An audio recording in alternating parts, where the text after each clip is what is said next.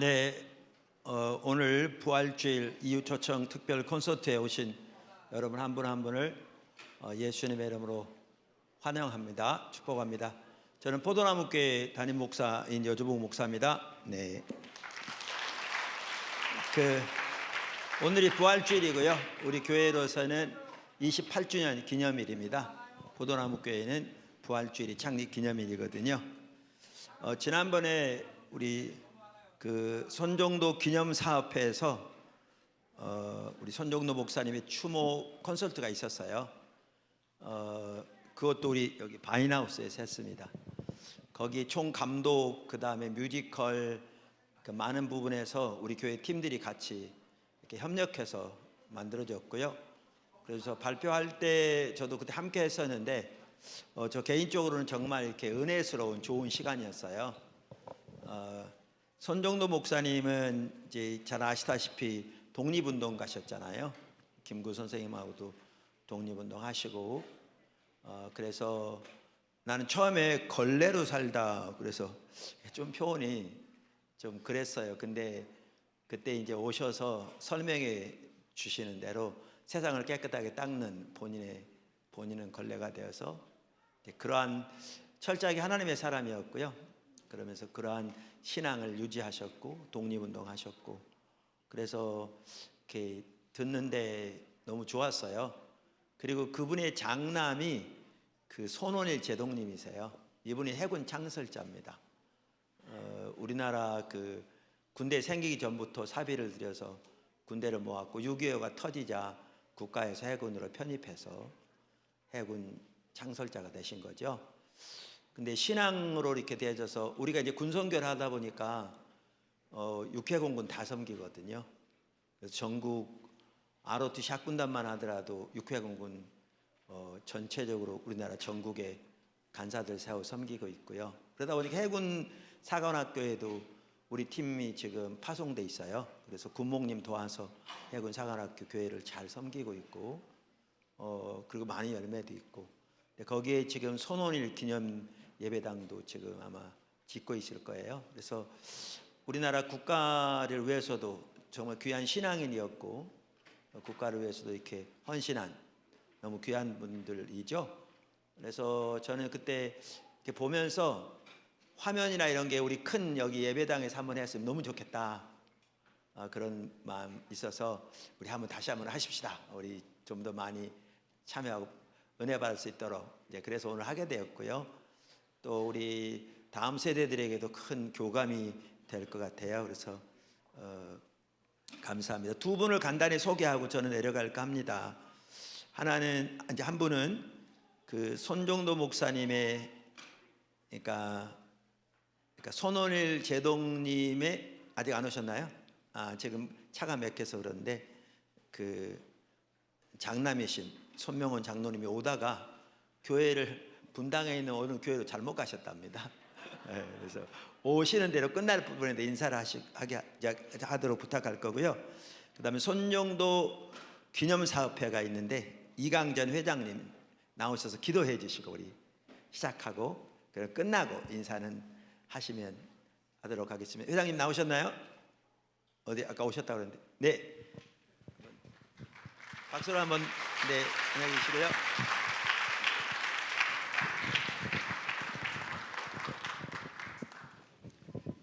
감사합니다.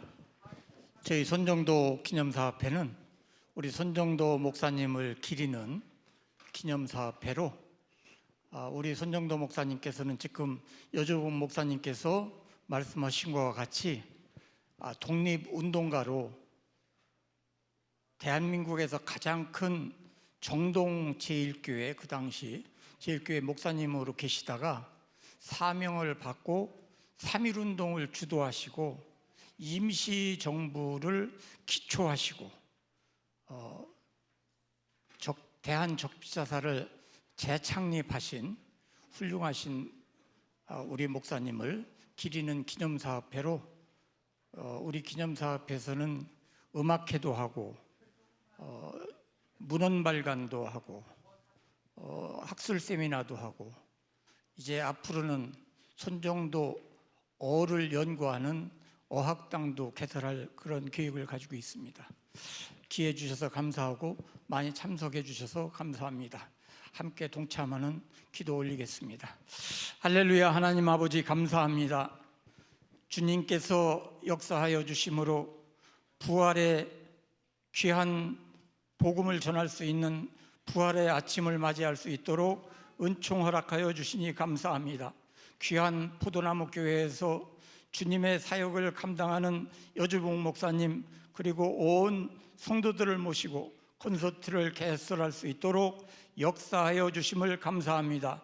주님의 귀한 은혜의 역사가 우리 손정도 목사님을 다시 한번 발견할 수 있도록 함께하여 주시고 재조명할 수 있도록 함께하여 주시며 주여 하나님 아버지 이 콘서트를 이끄는 권영만 감독님을 주님께서 축복하여 주시고 온 대원을 함께하여 주심으로 크게 은혜 끼치는 귀한 역사의 시간이 될 수 있도록 주님께서 복 주시기를 간절히 비옵고 원합니다. 주님의 은혜가 나타나게 해주시고 주여 하나님 아버지 역사하여 주시는 귀한 역사가 온 가정에 있게 하여 주시고 특별히 이 어려운 대한민국이 다시 한번 위대한 독립운동가 주여 하나님 아버지 사역할 수 있는 그러한 정치 지도자가 나와 이 나라가 바로서고 새롭게 역사하는 귀한 나라 될 수 있도록 주님 도와주시옵소서. 감사드리옵고 거룩하신 예수님의 이름으로 기도하옵나이다. 아멘.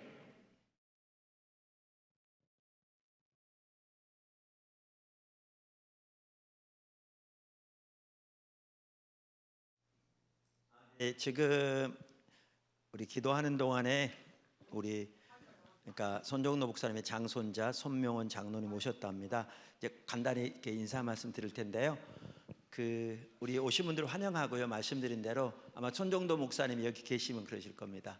사실 손정도 목사님보다는 손정도 목사님 통해서 그 안에 역사하신 하나님이 위대하고요.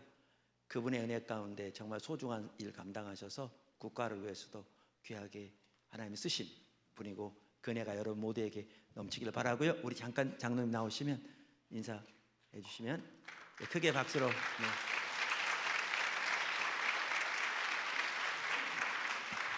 고맙습니다. 늦어서 미안합니다. 오늘 이렇게 좋은 자리를 마련해 주시고 또 할아버님 손정도 목사님에 대해서 걸레로 살다가 별이 되다. 저는 사실 오늘 여기 내려오면서 걸레로 살다가 별이 되다. 이게 무슨 뜻인가? 걸레로 산다는 건 확실합니다.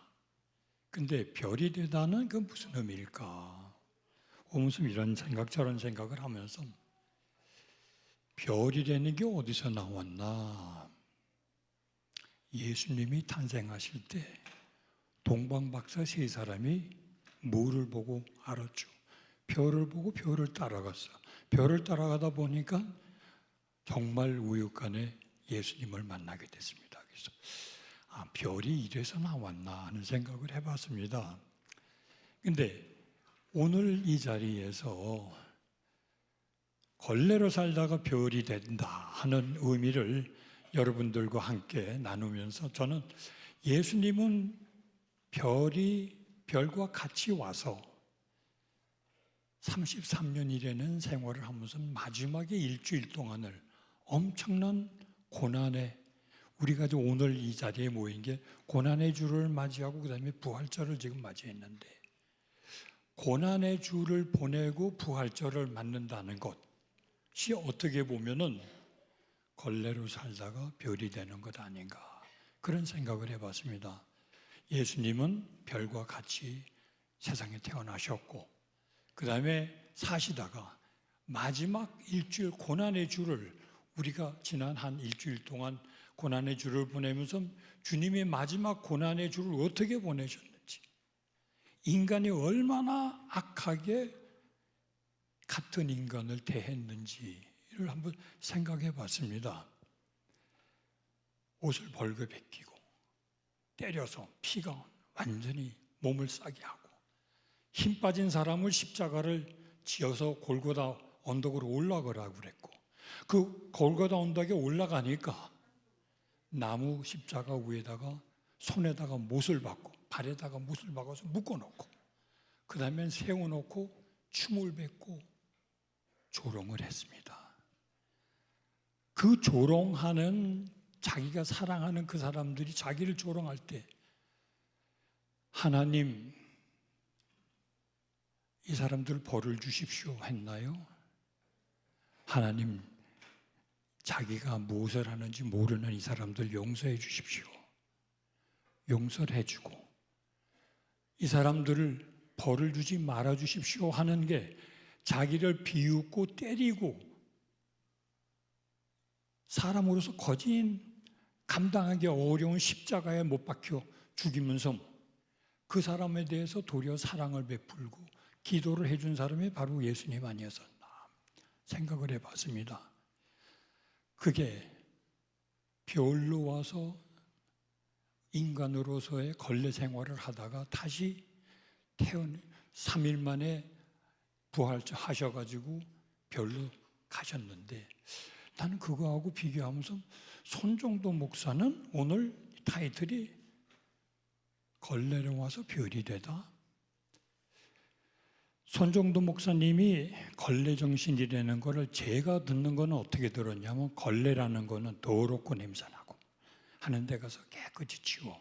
누가 하려는 대로 주인이 하려는 대로 깨끗이 치워. 그걸 깨끗이 치우지 않으면 그 장소 쓸 수가 없어. 근데 주인이 원하는 대로 걸레는 가서 깨끗이 치우고 그 다음 주인이 부를 때까지 안 보이는 데가 있어. 인간 걸레라는 거는 어떤 거냐? 인간 걸레는 사람으로서 야 그건 꼭 해야 돼. 옛날 같으면 독립은 해야지 하는데 무서워. 내가 그거라면 내가 잘못하면 죽어. 그거를 알면서 무서움을 알고 거북함을 알면서도 솔선수범해서 하는 게 그게 인간 걸레다 이거지. 그래서 어떻게 보면은 손정도 목사님은 자기가 걸레로 산다 하는 거는 언제 그걸 가장 느꼈나 저는 생각해 보면은 전도사로, 선교사로, 목사로 그러다가 임시정부 의정원 의장으로서 독립운동가로 변합니다. 왜? 선교사로 있다 보니까는 자기가 교회에서 목회를 할 때 보는 사람들이 어떻게 보면 다 노예 같은 생활을 하고 있는 거예요. 이 사람들을 해방을 시키기 위해서는 독립하는 길밖에 없어. 그럼 내가 목사님으로서 여기 서서 사랑을 외치는 것보다 사랑도 외치지만은 그것을 행동으로 옮기지 않으면 안 되겠다 하는 그것을 느꼈기 때문에 손정도 목사님은 나는 독립운동을 이 사람들을 해방을 시키려면 독립운동을 해야 돼. 그러니까 어떻게 보면 목사님으로서 말도 잘할 수 있고 또 행동으로 옮기다 보니까 일본 경찰한테는 아주 간 눈에 가시지. 그래서 이 눈에 가시를 잡아서 어떻게 했습니까? 고문을 했는데 고문 중에서 제가 얘기 듣기는 불고문과 물고문이 있었는데 불고문은 불로 지져서 얼굴에서 상타가 보이지만은 물고문은 물을 잔뜩 먹여서 땅바닥에다 눕혀놓고 물이 꽉 찬 배에다가 널판대기를 올려놓고 사람이 올라타는 거예요. 그러면 위에 들어가 있는 물이 다 몸으로 퍼지면서 위가 째지고 장이 째지고 그 고문을 받고 나면 먹고 마시는 게 어려워. 먹고 마시는 게 고통이야. 그런 생활을 29살 때부터 돌아가시기 49년. 그러니까 49살 갈 때까지 20년 동안을 그 생활을 합니다. 그게 어떻게 보면 우리 생각하는 걸레로서 살았다 하는 게 바로 20년 동안을 걸레로 살고 그 다음에 마지막 날도 저녁을 먹고 저녁을 먹으니까 피를 토하고 피를 토해서 병원에 갔는데 그 병원이 일본 사람이 운영하는 동양병원이라는 길림에 있는 병원이었어요. 저도 거기 한번 가봤는데 동양병원에 가니까 이 사람은 한국 사람이고 일본 경찰이 잡기를 원하는 사람 중에서 체포순위 넘버 1으로 지금 나와 있는 사람이야. 치료하면 안 돼. 피토하고 들어온 사람을 치료를 못한다. 그리고 치료 거부를 합니다. 치료 거부한 그날 바로 선종도는 사망하죠. 그래서 저는 그런 생각을 해봤어요. 주님은 십자가에서 하나님 저를 버리시나이까? 이 자들이 자기가 행동하는 것은 무엇인지 모릅니다 하고 얘기를 했는데 저는 그런 생각이 들었어요.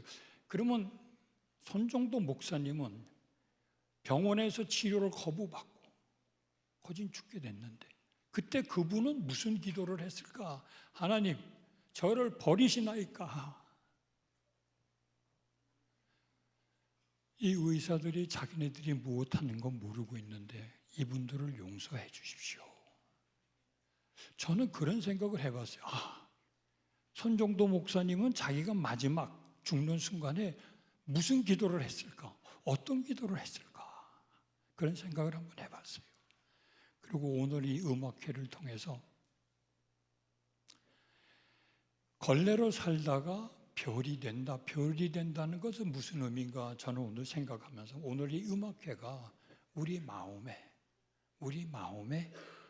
손정도 목사님이 별로 다가오는 빛으로 다가오는 그런 음악회가 됐으면 하는 생각을 해봤습니다. 오늘 다시 한번 좀 늦게 와서 미안합니다만 권혁만 감독님께 다시 한번 감사드리고 또 포도나무 교회에서 이런 자리를 마련해 주신 것에 대해서 진심으로 감사드립니다. 감사합니다. 여러분들 즐기시기 바랍니다. 네.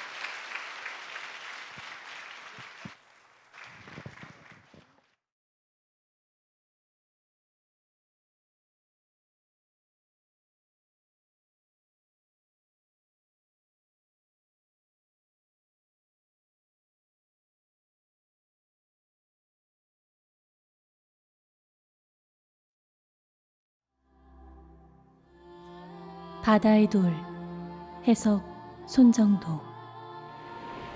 아무도 주목하지 않지만 그곳에 있습니다. 낮은 곳에서 자신을 드러내지 않고 바다의 돌은 그렇게 굳세게 있습니다. 그래서 손정도에겐 해석이란 호가 지어졌습니다. 시대의 가장 낮고 그늘진 자리에서 오욕의 어둠을 걸레처럼 닦고 닦았던 사람. 그의 이야기가 시작됩니다. 나는 비단이 아니라 걸레의 삶을 살겠다. 해석 손정도.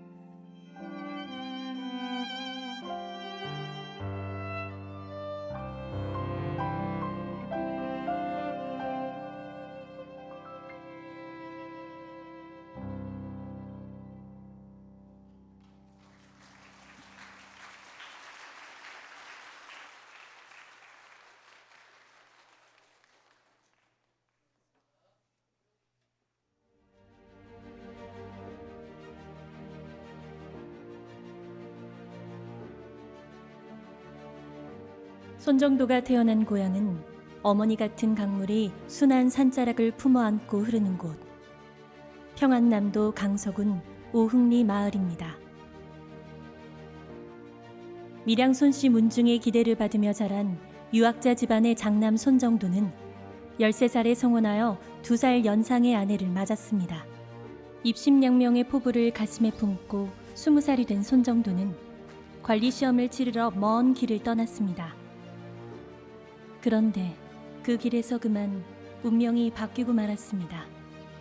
날이 저물자 묵어갈 집을 찾게 되는데 우연하게도 그 집은 기독교인의 집이었습니다.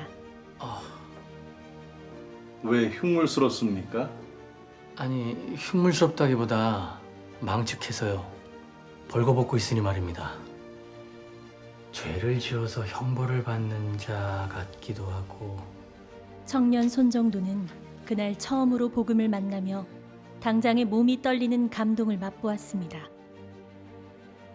손정도는 그날 스스로 상투를 잘랐고 하룻밤 사이에 운명처럼 예수를 만났습니다.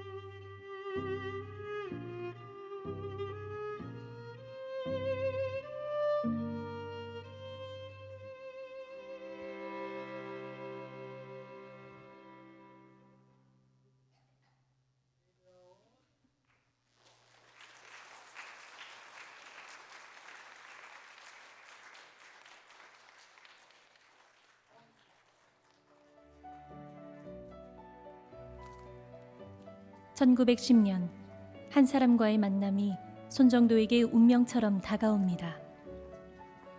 그는 전국을 순회하며 애국연설회로 민중을 일깨우며 조선의 젊은 지도자로 떠오른 도산 안창호였죠.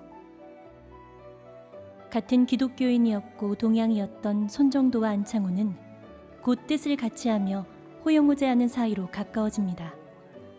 손정도를 독립운동의 길로 이끌었던 안창호와의 만남은 평생의 동지가 되었습니다.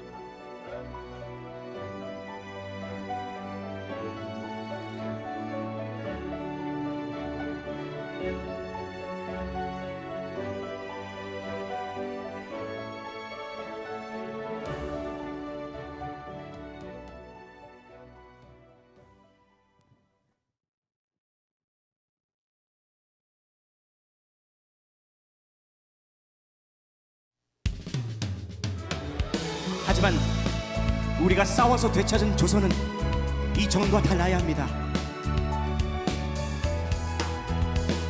우리가 되찾을 새로운 조선은 누구도 억압하지 않고 억압당하지 않는 그런 세상, 새로운 조선이 되기를.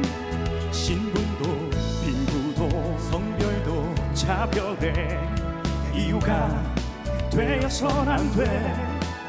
우리가 만들 새로운 조선은 이런 나라가 되리.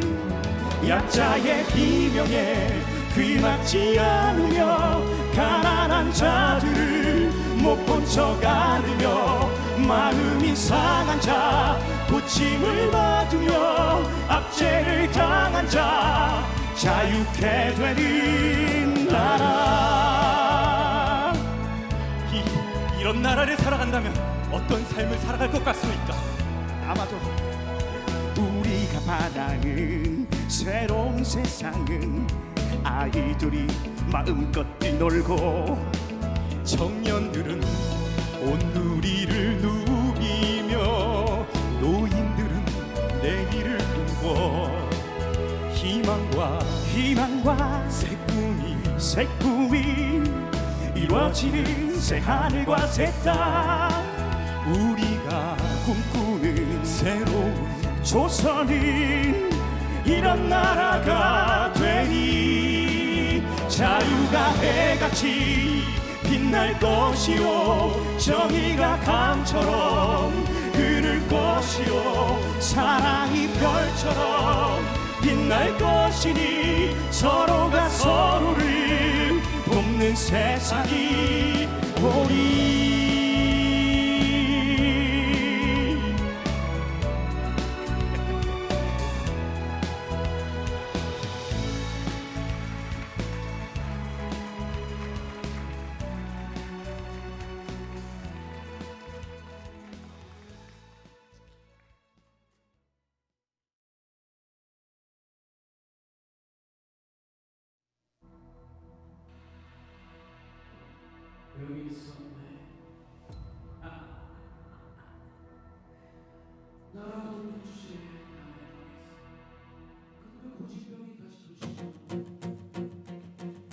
날 이렇게 대하면 섭섭하지. 날 여기로 부른 거 손목사 당신 아니야? 온갖 불량선인 무리가 모여드는 곳 상하이, 비밀과 음모가 판치는 불온한 곳, 모를 거라 생각하나 니들이 버리는 짓거리들. 그래서 나를 쫓아 여기 왔다는 건가? 하지만 여긴 불란서족에 일본이 마음대로 할 수는 없. 그래 여긴 불온한 거리 불란서족에, 하지만 난 절대 포기 안 해. 날 못 속이지. 학교를 열고 민족교육 냄새가 나. 뒤로는 무슨 수작은 당신들이 항상 부려왔지. 가엾은 영혼 불쌍한 영혼. 헛소리 다 집어쳐. 진짜로 불쌍한 건 당신이야. 얼마 남지 않았어. 그 헛소리까지도 난 당신을 반드시 감옥에 넣고 말 테니. 겁내지 않아 항상 그랬듯 진리는 승리해.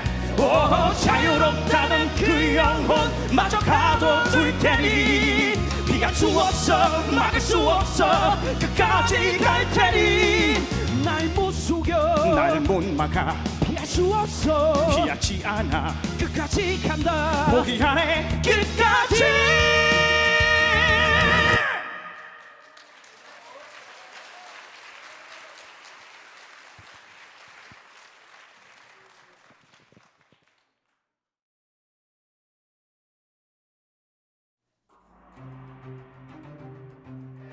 (1911년) 무렵 안창호는 미국 망명길에 오르고 손정도는 중국 선교사로 하얼빈으로 파송됩니다. 손정도의 중국 선교 활동은 성공적이었습니다. 그러던 1912년 7월 하얼빈은 폭풍 전야의 긴장 속에 휩싸입니다. 총리를 지낸 거물 정객 가스라 다로의 방문을 앞두고 있었기 때문이죠. 일본은 암살 첩보를 핑계로 예비 검속을 벌이고 연해주의 한인 지도자들을 대거 체포합니다. 이른바 가스라 암살 모의 사건이었죠.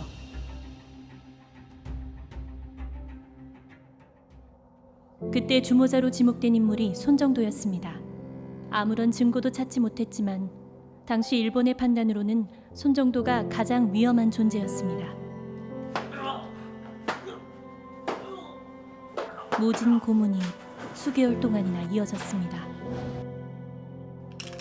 상상조차 하기 어려운 참혹한 고문에도 손정도의 믿음은 흔들리지 않았습니다.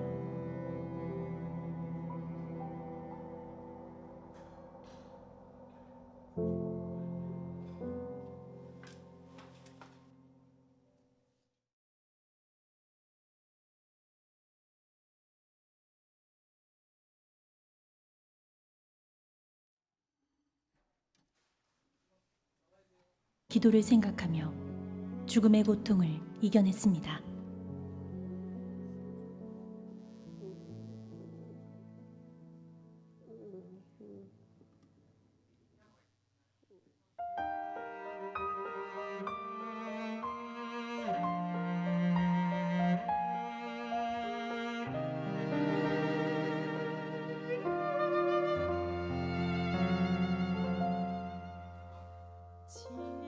같은 어둠 속 당신의 그림자 비명소리 울리고 신음소리 들릴 때 나의 살갗도 찢기고 내 심장은 멈춰요. 당신을 볼 때면 두려워 말아요. 당신의 주님이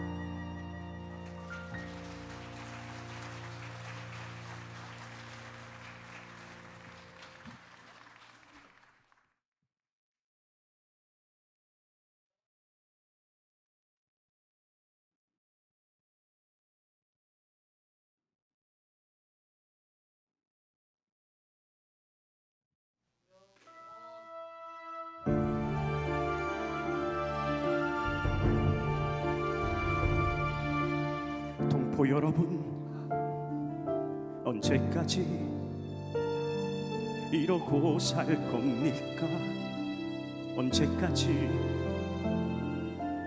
좁은 이 나라 한 핏줄 결의가 갈라져서 싸우며 다투려 합니까? 무슨 까닭에, 대체 무슨 까닭에 미워해야만 합니까? 지방이 나라가 나라를 겨누고 싸우던 무엇을 얻고자 합니까? 이토록 악하고 어두운 세상을 우리가 바꿔나가야만 해. 비단이 아닌 걸레가 되겠소. 더 낮고 낮아져 내 모든 걸 바쳐서라도 빛이 어둠을, 사랑이 미움을, 희망이 절망을 이겨 평화의 세상을 만들어 가려 해.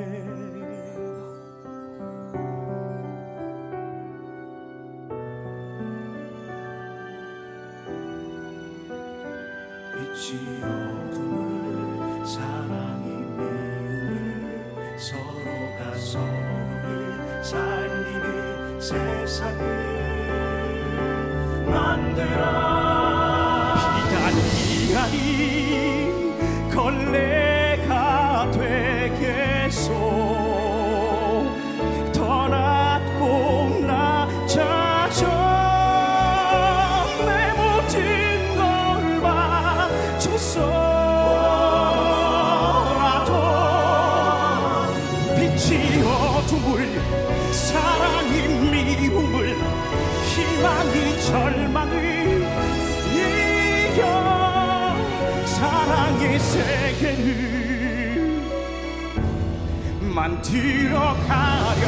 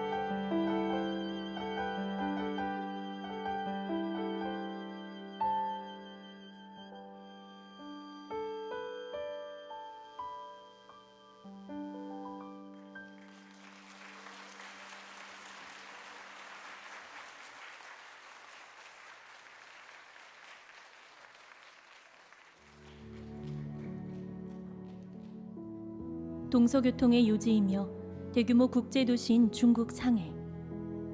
손정도는 1919년 이곳에 건립된 임시정부에서 의정원 의장으로 임정활동을 시작합니다. 안창호 역시 임시정부의 내무총장으로 취임하여 손정도와 함께 임정의 구심점이 되었죠. 다시 만난 두 애국지사의 우정도 더욱 깊어졌습니다. 독립의 희망을 안고 출범한 임시정부. 하지만 남의 땅에서 가난한 망명정부를 운영하는 일은 결코 쉽지 않았습니다. 일본의 방해 공작도 컸지만 임정의 파벌 갈등도 심각한 문제였죠. 손정도는 절박한 심정으로 호소했습니다. 무슨 까닭에 무엇을 얻고자 서로 다투는가? 지방이 지방을 다투고 나라가 나라를 다투고 동쪽과 서쪽을 분간해 서로 물고 늘어지며 겨누는가? 그것은 죽을 궁리를 하는 것이다. 이와 같이 악하고 어두운 세계를 부서뜨리고 평화의 세계, 사랑의 세계를 짓고자 한다. 마침내 손정도와 안창호는 상해를 떠나 새로운 독립운동의 길을 찾아갑니다.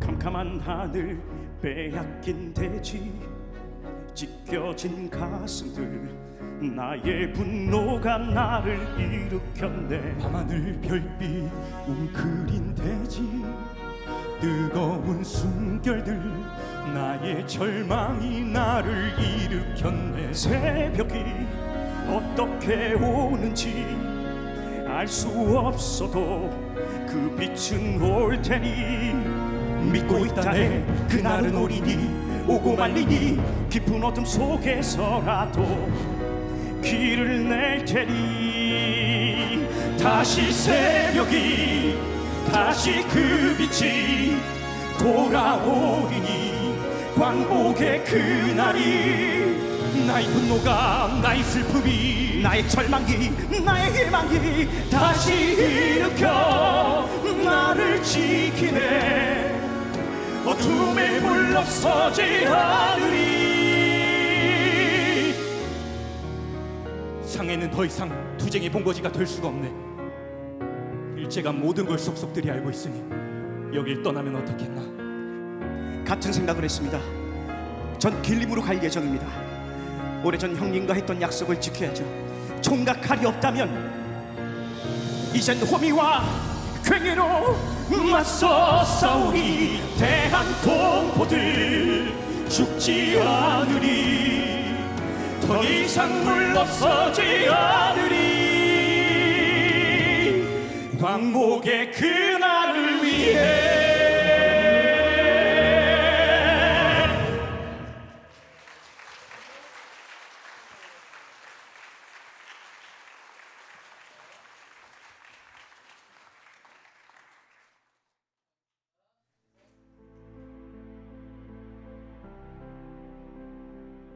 길림에서 90km 정도 떨어진 곳.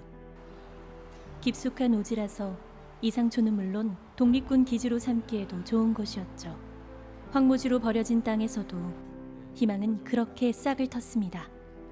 그 꿈은 첫 수확을 한 1927년 가을부터 현실이 되어 눈앞에 펼쳐졌죠. 이상촌 입주도 본격적으로 시작되었습니다. 어떻게 하여야 가난한 농민으로 남에게 의지하지 아니하고 스스로를 구제할 수 있으리. 그 유일한 방법은 가난한 농민이 서로 단결하여 협동 호조하는 것입니다. 혼자서는 할 수 없으나 서로 도우면 할 수 있다고 동포들의 손을 잡았던 손정도. 1차로 배교우가 입주한 길림의 이상촌은 눈물겨운 호조 세상이었습니다.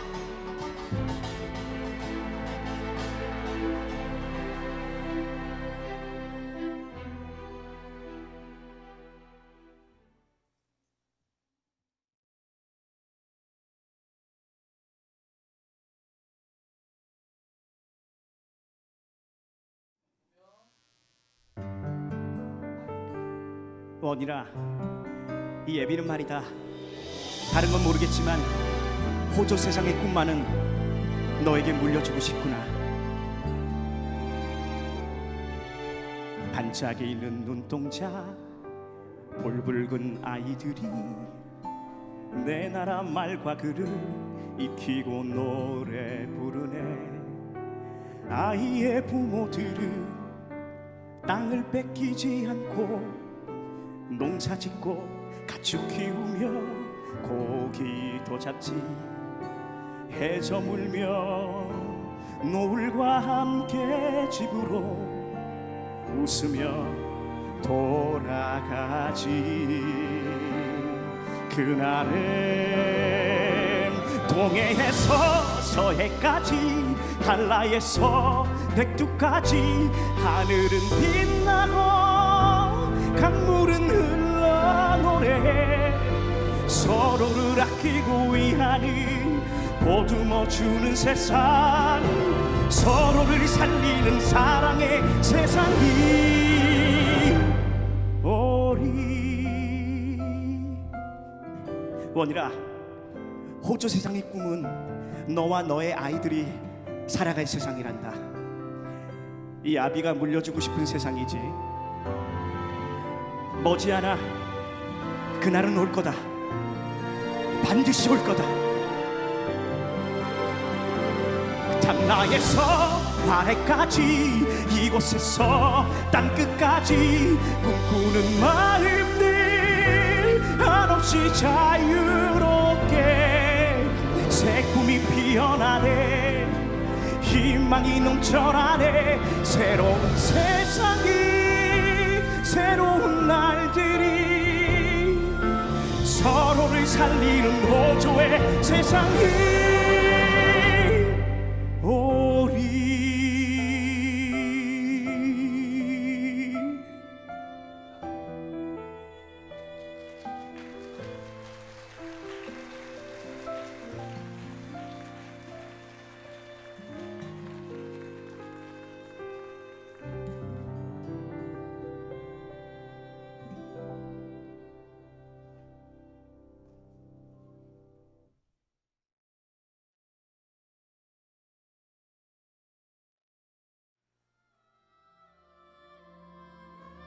(1930년으로) 접어들면서 길림의 상황은 나빠져 갔습니다. 일제의 탄압은 불길이 되어 호조 이상촌마저 삼켜버렸습니다. 마을은 사라졌고 한인들은 흩어져야 했습니다.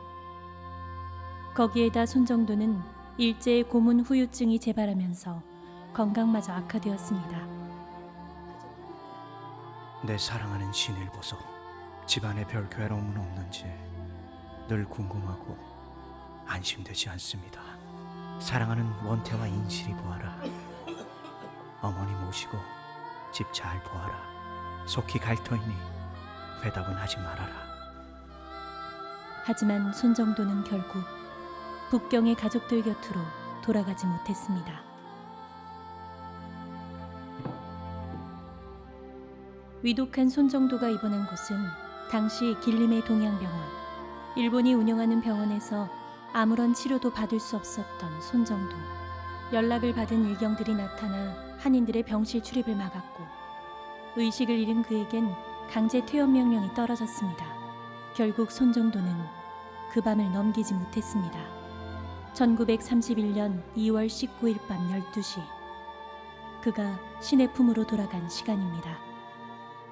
지난 1996년 그가 묻혔던 길림의 흙 한 줌과 함께 손정도 목사의 넋이 돌아왔습니다. 비록 유해는 찾지 못했지만 광복된 조국의 묘소도 새로 모시게 되었습니다. 77년 만에 귀향이었습니다. 성경의 처음과 마지막에는 모두 새 세상이 나옵니다. 앞의 것은 잃어버린 낙원이고 뒤의 것은 모든 고난과 죄악이 없어진 후 의인들이 살아갈 고향, 즉 새하늘 새 땅입니다. 나는 우리 민족이 회복할 그날을 위해 내 모든 것을 바치고자 있습니다. 비단은 없어도 살 수 있지만 걸레는 하루도 없으면 살 수 없습니다. 나는 기꺼이 우리 민족을 위한 걸레가 되겠습니다.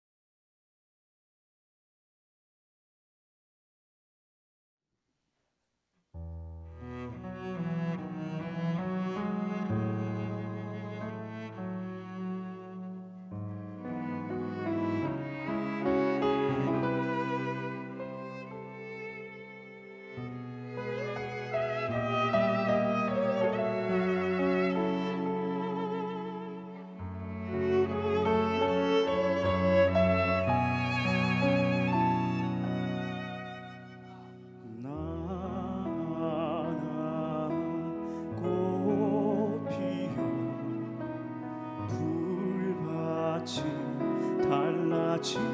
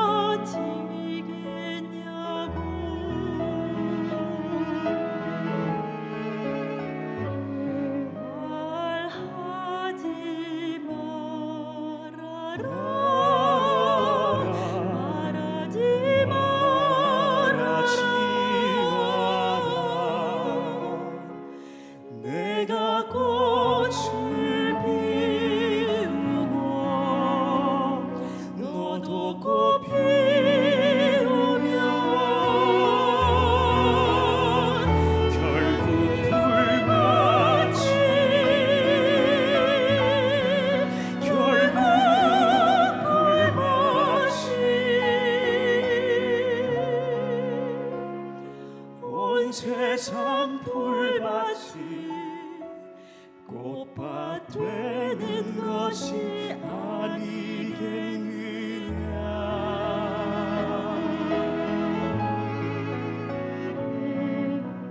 내가 물들고 너도 물들면, 내가 물들고 너도 물들면 결국 온 산이 결국 온 산이 활활 타오르는 것이 아니겠느냐.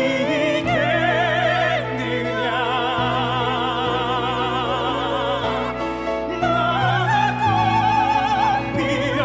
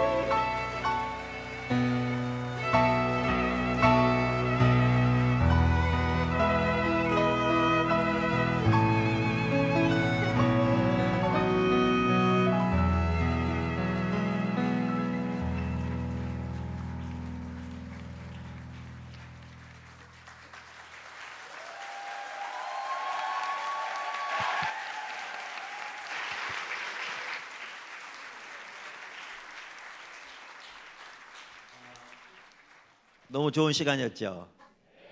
네, 이럴 줄 알고 제가 하자고 그랬습니다. 네, 너무 좋은 시간 너무 감사하고요. 저한테 설교하라는데 설교할 게 없고요. 이 자체가 설교여서. 그러니까 우리 장로님이 하신 말씀, 걸레로 살다 별이 되다 뭐 할까? 그러면서 예수님께로 인도했던 그 동방 박사들이 끄던 별 얘기했잖아요. 그러니까 오늘 부활주일이고 제 설교가 이렇게 딱 연결되는 것 같아요. 우리가 십자가의 삶을 통해 하나님의 새 창조의 역사에 동참하는, 한편은 걸레로 사는 거잖아요.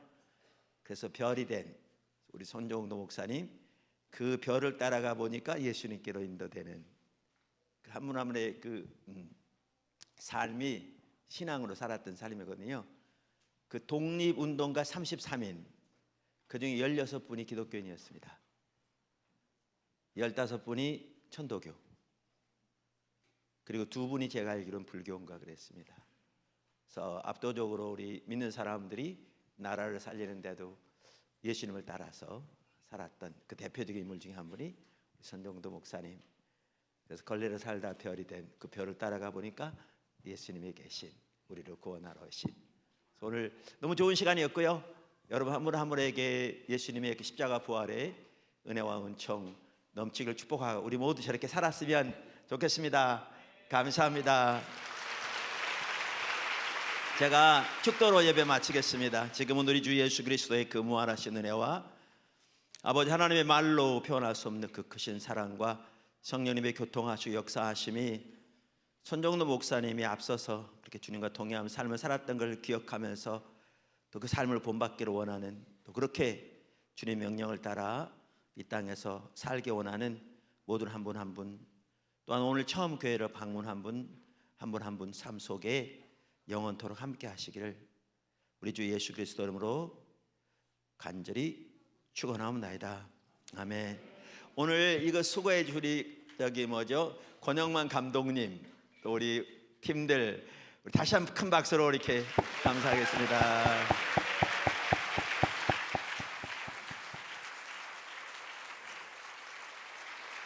네, 마쳤고요. 밖에 갈 때 뭐 계란 주는가요? 네, 계란 오늘 부활절이라 드린답니다. 또 반갑습니다. 환영합니다. 네, 또 뵙겠습니다.